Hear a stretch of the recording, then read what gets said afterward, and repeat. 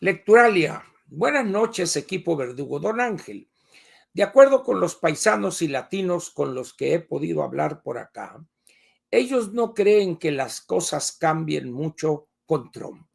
Primera parte. La segunda, en temas migratorios, o por lo menos nada que no hayan visto en su primer mandato.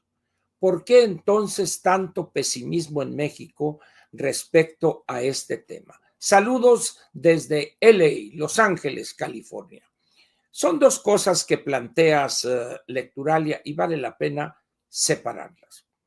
Primero, algunas personas con las cuales has comentado esta situación que ha generado el triunfo aplastante del Partido Republicano y específicamente del señor Donald Trump. El problema no es si va a haber algo nuevo. No sé con quiénes has hablado, pero trae varias facturas que cobrar Trump en las alforjas de su caballo. Trump tiene una o varias fijaciones. Es un hombre que ve con desconfianza, quizá por su desconocimiento en la materia, por su ignorancia, las cuestiones relacionadas con el comercio entre países. En realidad, no hay comercio entre países, es decir, es una forma de decirlo. Quienes comercian son las empresas o algunas personas físicas con actividad empresarial que exportan o importan. Pero la costumbre es decir el comercio entre países. Donald Trump decía, le cae mal, odia, está en contra del comercio internacional. La razón es muy sencilla que explica esa actitud, su ignorancia en materia de comercio internacional. Él piensa que un país es fuerte en términos del comercio internacional en la medida en que tenga superávit en su balanza de pagos o en su balanza comercial más precisamente. Esta es una idea vieja en la historia de la economía, de la ciencia económica. Algunos dicen que no es ciencia, otros que sí, pero vamos a dejarlo así en la ciencia económica. Hace un poco más de 200 años, un gran economista, David Ricardo, estudiando este tema, demostró aquello que hoy conocemos como las ventajas comparativas y las ventajas competitivas. Posteriormente, con la llegada del gran Adam Smith, allá por los 60 o 70 del siglo XIX, y posteriormente con la práctica del comercio internacional y los estudiosos de esta materia, incluso alguno de ellos obtuvo el premio Nobel equiparable de economía, el doctor Paul Krugman, y la posición de Donald Trump es la que mantuvo un sector de los estudiosos en aquellos años allá en Europa, fundamentalmente, llamados los mercantilistas. Los mercantilistas pensaban que un país era fuerte en la medida en que exportaba más de lo que importaba. Con el estudio de David Ricardo y otros teóricos de la economía, encontraron que esa era una visión errónea. Simplemente hay un ejemplo muy burdo, si gustan ustedes, pero muy ilustrativo. ¿Qué pasaría si todos los países del mundo pensaran como piensa hoy y ya desde hace mucho tiempo Donald Trump, y todos quisieran tener superávit en sus balanzas comerciales y no tener déficit? Bueno, pues en esos momentos se paralizaría el comercio internacional, lo cual muestra el absurdo.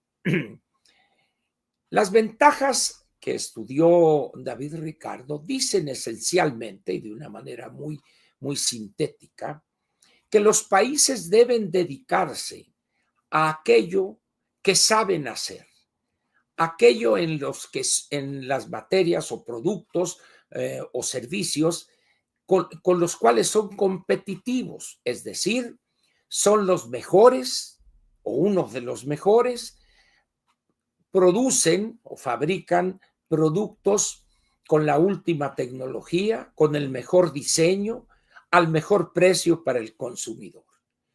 Y con esos ingresos que obtienen, pueden ellos importar lo que no fabrican.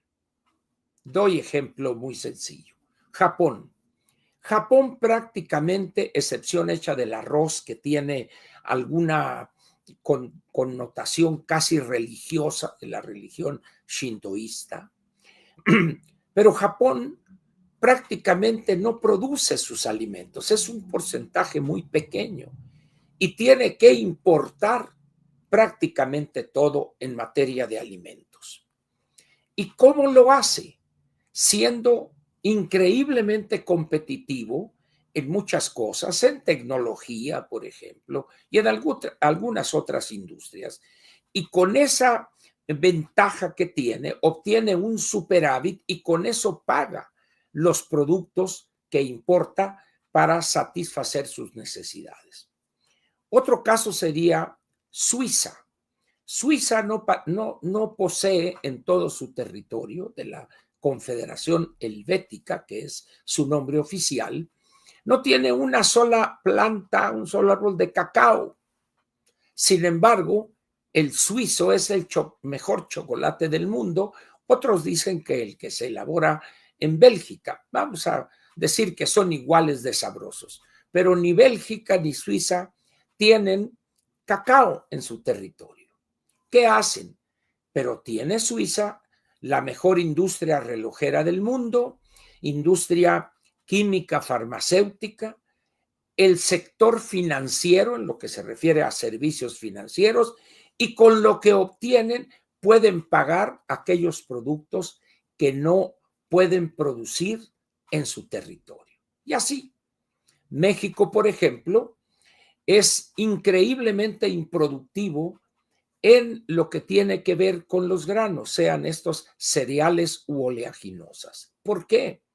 Porque México tiene una orografía accidentada, que el territorio no es pródigo, vamos a decir, en grandes planicies para hacer agricultura, sino en zonas muy pequeñas frente a los 2 millones de hectáreas que tenemos de territorio.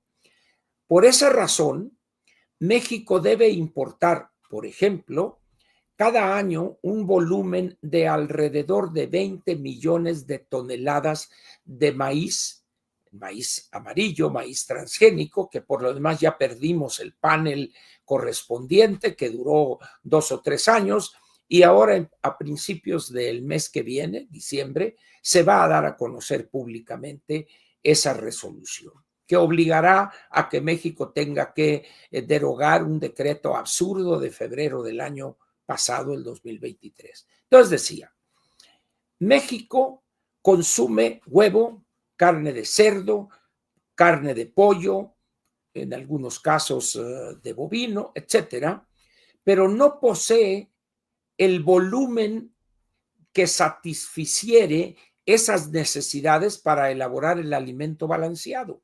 ¿Qué hace México entonces? Lo que hace es importa ese maíz amarillo para elaborar ¿cómo se dice? El alimento y así producir huevo para plato, pollo de engorda, carne de cerdo, mieles de alta fructosa, etcétera. Y con ese superávit que obtenemos en las exportaciones agrícolas, importamos ese maíz que no tenemos, esa pasta de soya que no tenemos, etcétera. Entonces, el comercio internacional es un comercio de 2 vías. Yo no puedo cerrarme, no. Si no obtengo yo superávit, nada, naranja dulce. Eso no es cierto. Esos personajes que hace 200 y pico de años se llamaron los mercantilistas. Y las personas que ignoran todo lo que tiene que ver con la teoría del comercio internacional, en este caso Donald Trump y algunos otros en el mundo, pero el más el caso más sonado hoy es Donald Trump. Está totalmente equivocado. Entonces, quiere presionar mediante el peor instrumento que ha creado el ser humano o la humanidad, que son los aranceles, es decir, el impuesto que se aplica a los productos importados y que al único que perjudica es al país que está adquiriendo esos productos y al consumidor que debe adquirirlos. De tal manera, pues, que hoy Trump va a lanzar una nueva ofensiva en contra de esa situación en el comercio internacional que tiene Estados Unidos, particularmente frente a China, que tiene un déficit muy elevado, y con México también, que tiene un déficit también elevado, pero no tanto como el que tiene frente a la República Popular China. Pero a cambio de eso, los Estados Unidos tienen otros productos donde aquellos países con los que tiene un déficit le permiten en esos otros países tener un superávit para pagar ese déficit. De tal manera, pues, que lo que veremos es una ofensiva en contra de México y quizá una agudización en las relaciones comerciales con la República Popular China. Hoy lo estamos viendo en el caso de los automóviles eléctricos, por ejemplo, que es un diferendo que está en proceso. De tal manera, pues, que aquellos dicen, no, hombre, nada que no hayan visto en su primer mandato. Ahí siento que no están valorando realmente el peligro que representa esa idea atrasada, aceda, caduca de Donald Trump en materia de comercio internacional. Ahora bien, ¿por qué entonces tanto pesimismo en México si va a ser más de lo mismo? Dejemos el campo del comercio internacional y vamos a ver el tráfico de drogas. Fundamentalmente hoy el gran problema es el fentanilo. Estados Unidos está perdiendo cada año un poco más de 100,000 de sus ciudadanos o de sus habitantes por consumo excesivo de esta droga que es increíblemente mortal, el fentanilo. Ahora bien, Estados Unidos ha presionado a México, no dejemos el fentanilo hoy de lado y vayámonos a otras drogas anteriores, la cocaína, y hace muchos años fue la marihuana, y luego fue la heroína, o que se produce la goma de opio en Sinaloa, ahora en el estado de Guerrero. Pero esas drogas, particularmente en el caso de la heroína, han cedido su paso a nuevas drogas, drogas de diseño, es decir, drogas que son diseñadas por el ser humano con conocimiento científico en materia química, ¿verdad? Entonces, ¿qué es lo que sucede? Alguien podría decir, bueno, yo intento enviar esa droga allá porque hay un mercado allá. En todo caso, el problema es de ese país que no tiene una buena estructura de supervisión para que esas drogas entren a su país, lo cual técnicamente es cierto. Pero ahora veamos el problema inverso. México se queja, lloriquea, por las armas que vienen de los Estados Unidos. Y es el mismo problema. Yo no le puedo echar la culpa a Estados Unidos porque allá fabrican armas y porque a lo largo de la frontera hay tiendas, armerías que venden armas de todo tipo, armas pequeñas, pistolas, rifles de asalto, R-15, etcétera, ¿verdad?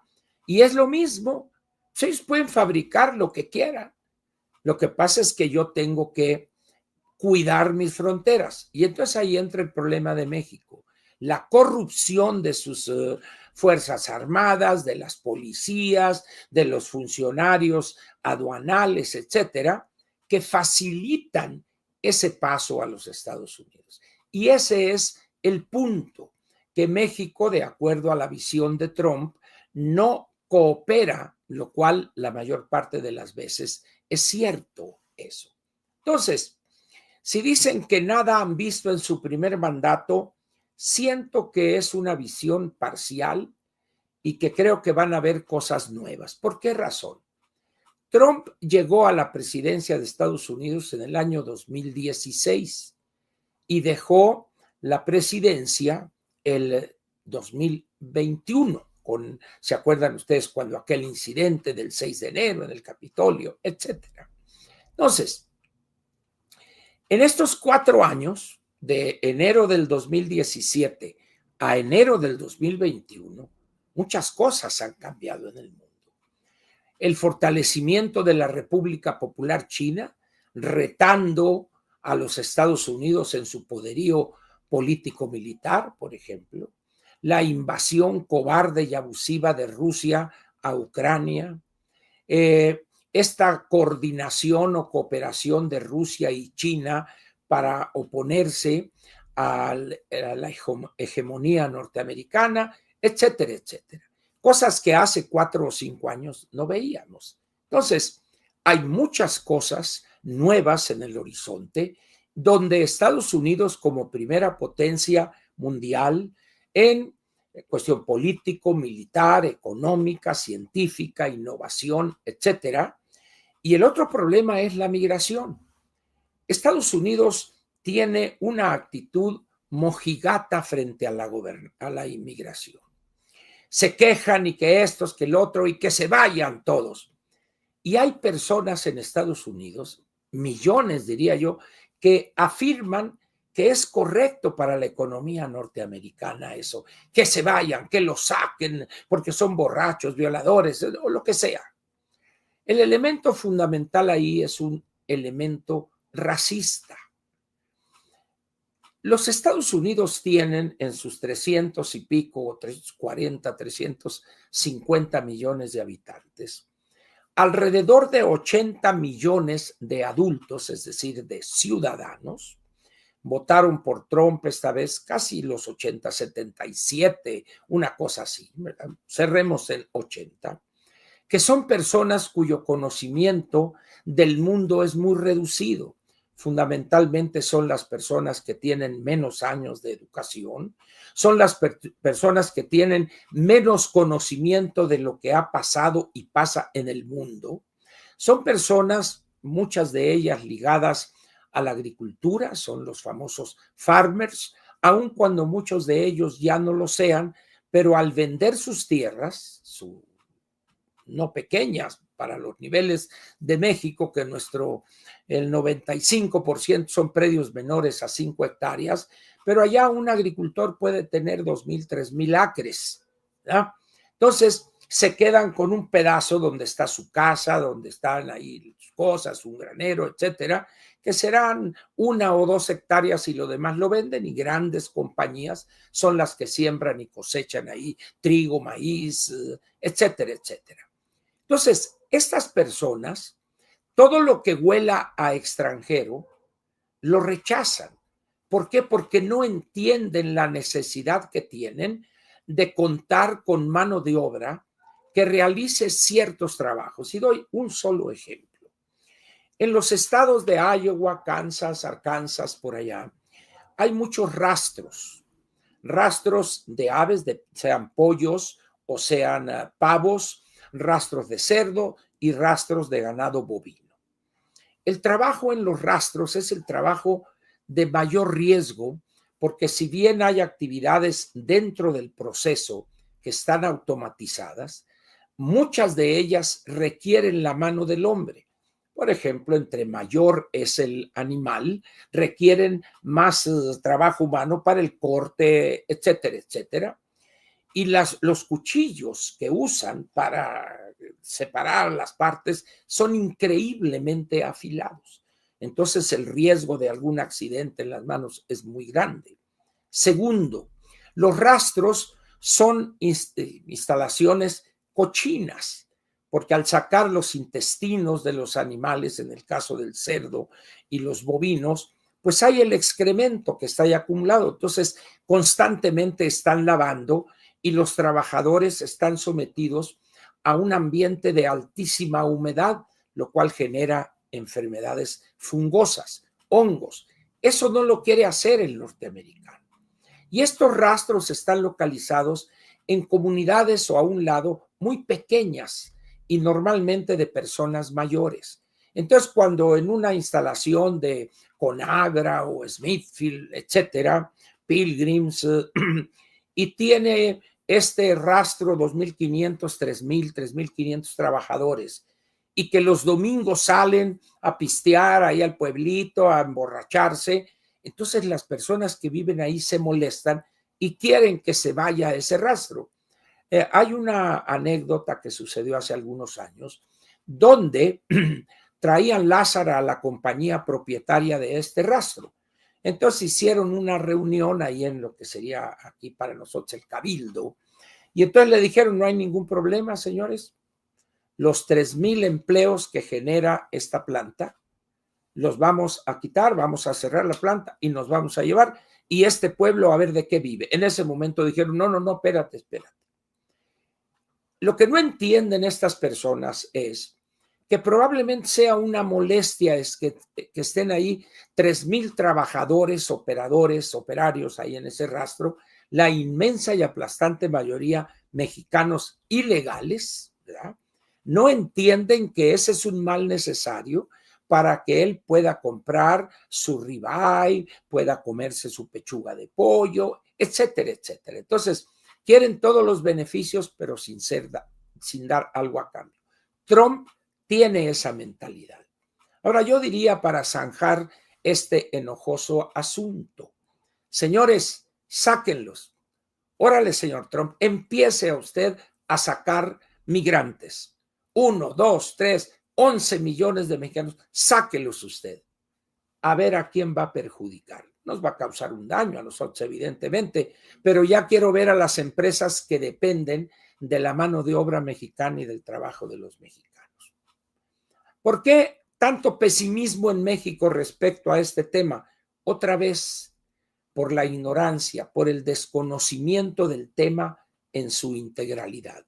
Y segundo, por el altísimo nivel de corrupción y colusión que hay entre los criminales, los narcotraficantes, los tratantes de personas, etcétera, y las autoridades. Eso es lo que temen ellos.